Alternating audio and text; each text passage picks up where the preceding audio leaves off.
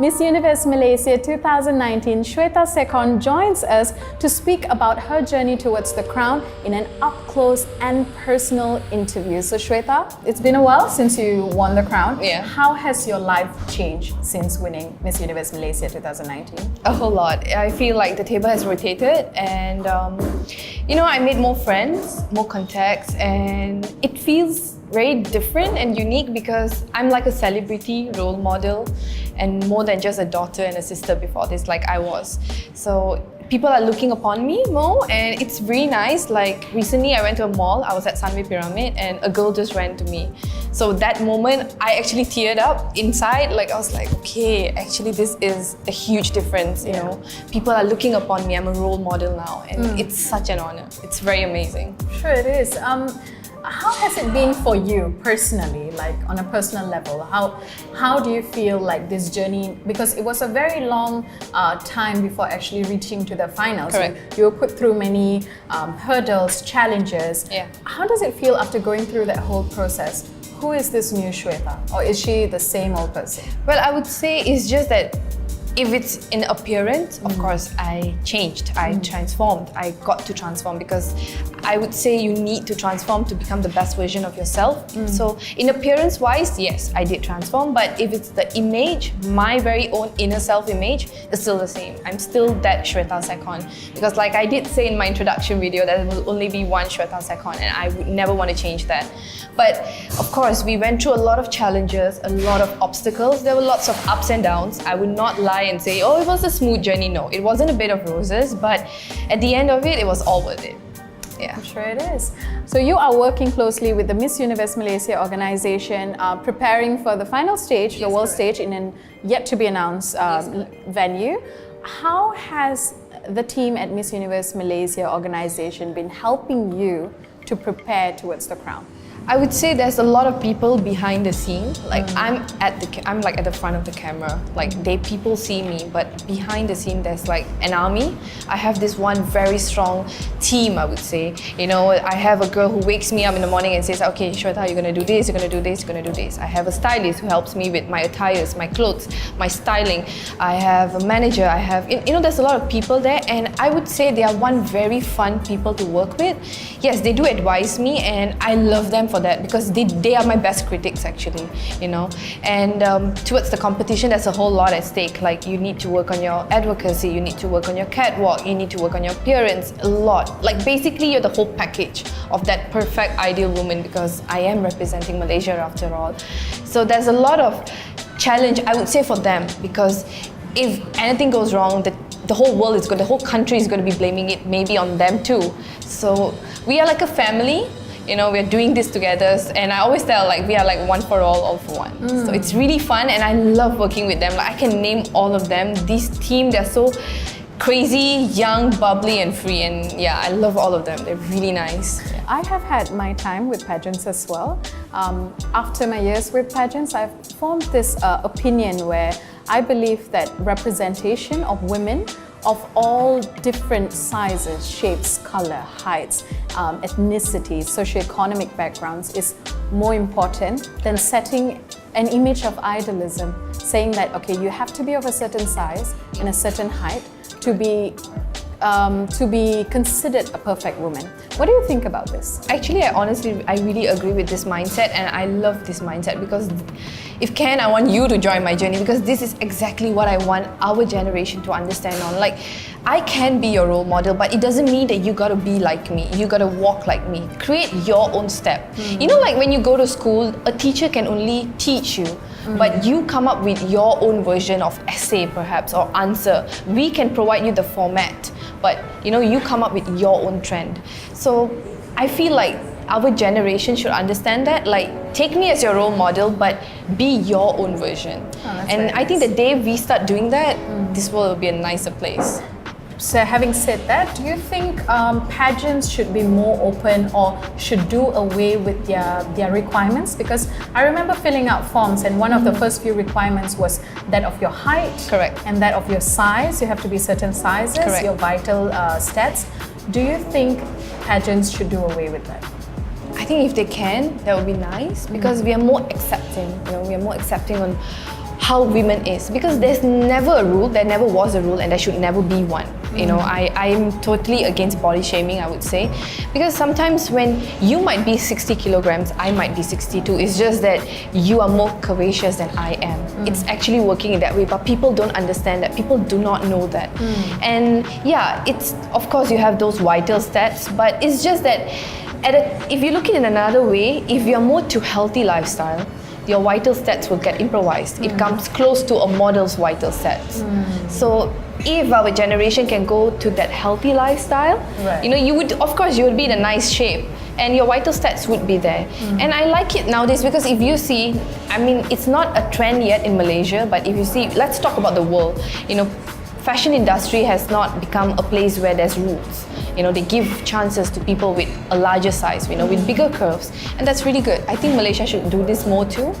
It would be a great thing. You earlier mentioned that something along the lines where, you know, if your team or if this mission does not meet its target, then you have these people online who are blaming you for this, which actually paints how pageant fans online can be. They're very passionate people.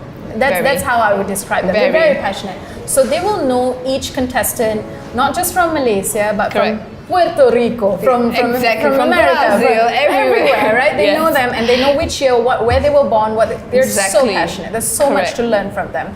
But at the same time, sometimes when they get critical, it's very critical. It can even lead to cyberbullying. Exactly. I believe you have been through both of these sides. How do you balance it all, and how do you wake up knowing that today someone might have said something about my previous photo shoot that's going to just dampen my mood for the whole day? I take this as, I would say, a critic, I would say, because growing up I understood that you can never satisfy everyone, because like for my case, I like it when my hairstyle is more to sleek, straight look. But my sister likes the opposite. She'll be like, no, you should get the curls look. So if we as normal humans, we have different opinions, why would we want to accept the community to like what we like? You know, people would have their own opinions. So when sometimes, of course, I do see comments, I do read through, they're like, oh, your fake eyelash was off, oh, your this is off. I'm like, okay, I'll try to be better. I try to improvise. I mean, that's the best I can do of. And I'm glad they are there, because at least someone is noticing me. So if they are not there, I don't think I'll be up here. Alright, so previously there have been some Miss Universe Malaysia who have actually breached a connection with their fans in the virtual worlds. They've held events, they've held fundraising events. I remember with Carrie Ng, she actually did one of that. I was part of, I attended it, and it was one of the most brilliant events and heartfelt events that I've been to. Are you planning to do anything like that with your fans in Malaysia? Yes, I was actually planning one. I am planning one. It's either going to be a meet and greet or something like the fundraising one. But I've not made up my mind that how exactly I would like it to work, because I love my fans. I would say they are one of my backbone. You know, I feel if they're not there, I don't think I can be moving like this, because I have my family, I have my friends, but I need them too. So these people complete me, and I feel like if I can stick around with them and talk to them, I feel it's better, because you know, when you meet these people, they look at you like you're just so beautiful, like you are the queen, you know, like they appreciate you a whole lot. And I feel that if I meet them even before I fly off to wherever the venue is going to be, it's going to be like so motivating. It's going to boost my own confidence very much. So yeah. Okay, so what is the cause that you support in your title as queen? Okay, I'm speaking on more to self-confidence. I'm not going to reveal it here on what it is actually. Oh, that's sad. Yeah, I thought we could get an exclusive window. No, I'm not going to give any insights in it. Yeah, I'm going to be fair, because actually my plan is I'm going to be saying it first. I want it to be from my Instagram page. So whoever is following me, they would be the first ones to know. So I'm not going to leak out anything. I'm going to be really fair. I'm also very strict with my team. I told my manager, I said, I'm going to release it out. There would be a teaser. That's a little insight I can give. I would be releasing out a teaser of what it's going to be. And I can't wait to see how the community accepts it. But a little hint, it's going to be about confidence. I really wanted to stand for confidence, because I am with few friends who really look up, like they look down upon themselves. Even if it's a small scar, they just look down upon themselves. Or if we go for fashion shows, like another model gets the priority, they look down upon themselves. And then I realized the root cause of, maybe I would say depression among the youths, or not just the youths, adults. It's actually this whole thing, you have self-doubts, your self-esteem is low. So I wanted to talk about it, I want to voice it out, because we are aware of the problem, but we're not doing anything about it. Nobody wants to talk about it. So I was like, okay, I'm going to talk about it. Amongst the other contestants who tried their luck for the crown this year, who is the one person who taught you a lesson that you would carry with you for as long as you can remember? I would say Sonia. And what did she teach you? She taught me a whole lot, actually. That girl, she thinks in a very different way. We are very close even now. And even now, when I need advice or something, I always call her up. When it comes to fashion or anything, I just call her up. And I remember this thing where I think after rehearsal of our whole gala night thing, and it was our one night before the gala, it was anyone's game, and I was sitting there and I was like, what's gonna happen? And she was telling me, Shweta, just have fun, and you never know, you came all this way, 3 years of trying, you all the time, all the effort, and why are you self-doubting now? Look at me. And she's a girl, she has skin disease, actually. Because she walked down the ramp during our swimwear round with no skin socks, nothing. When I saw her walk down that confident, it boosted me, like I can do it. Because if she can do it, why can't I do it when I have perfectly fine skin? And she taught me so many lessons that's really very private. Like I can't really talk about it. I don't feel like talking about it yet. But one of it was during the gala night, even prelims, when she walked out, she was so confident. Backstage, she was like, how am I going to do it?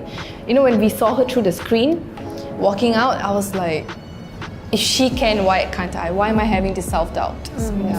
In Southeast Asia, we're surrounded by beauty pageant powerhouses, the Philippines, Correct. Indonesia, and also now Vietnam. They have, like a phoenix, they have just rose from the fire and they're spectacular. The Philippines is dominating the scene. Now, being a representative of a country from Southeast Asia, do you think it's important for you to foster bonds with these countries way before the pageant? And if yes, how do you wish to foster these bonds? I would say I've never thought it in that aspect, because for me I'm really excited to meet all the girls, I would say, not just from Southeast Asia, because from small when we watch Miss Universe, my very own personal favorite round is the whole national costume, because you see a lot of colors and the ideas that they come up with. So I remember when I was crowned as Miss Universe, and even when I was going for auditions and everything, I was telling my mom, I said, I can't wait to meet these girls and hear their story, not just their story, but their country's story. Because yes, you can visit a country, but when you meet the people, they have a better inside story to tell you. But regarding bonding with the Southeast girls, like I would say I feel like we are one team, like Asian. Like I feel that way. I feel like we're a team, and I've bonded with Frederica, who's the Miss Universe Indonesia. She's really friendly, really nice. Yeah, I've spoken to her. I've spoken to Miss Brazil, Julia. I've spoken to Miss China. She's also a very nice girl. Yeah, a few of them, lots of them, because we were congratulating each other. So yeah, it's really nice. It's been about 20 years since Malaysia Correct. placed. What do you think needs to change for us to be even in the semi-finals? I guess there should be more noise. You see, the Philippines, they have a lot of noise, the support. I'm not saying I'm not getting that support. Yes, the support is there, but there's no warmth enough, there's no noise enough. The greed from maybe the supporters. Like Philippines, they are really out for it, and the Queen works really hard. Because I can work really hard, but if I don't have a great support system at the back of me, nothing can be done. If your car is perfectly fine, but the engine is not working, what's going to happen? Yeah. So I feel that's the thing that you wish to. Yeah. We have some of Miss Universe pageant winners, Gal Gadot, who is Wonder Woman now. Exactly. We have Shweta Sekhon, who's doing amazing in India, and also people like Zulekha Rivera, who is an international host. She's brand ambassador. She's doing so well for herself. What is your vision beyond the crown, and how do you see this pageant helping you to achieve that vision? Okay, of course, from childhood, I wanted to be in the pageant industry. I mean, you know, because a young girl wants to live her fairy tale and everything. But as I am enduring this whole journey, I came to a point where I want to be that lead voice. You know, I want to stand at a place where people listen to me speak. You know, in a crowd, amidst of a crowd of 1,000 to 2,000 people, as many as it can be. And you know, me giving motivational talks or speeches, like I be the lead voice. So yeah, that's my goal right now, beyond the crown. So I think if I can ever do that, I would just sit back and I would be like, mission accomplished. Well, good luck to you. Wow, I lost my words right there. It's okay. To achieve all your dreams, good luck Thank also you. for the pageant. And know that whether you place or not, you've already won our hearts. Thank you Thank you so much for today's talk. Thank you for having me. Thank you.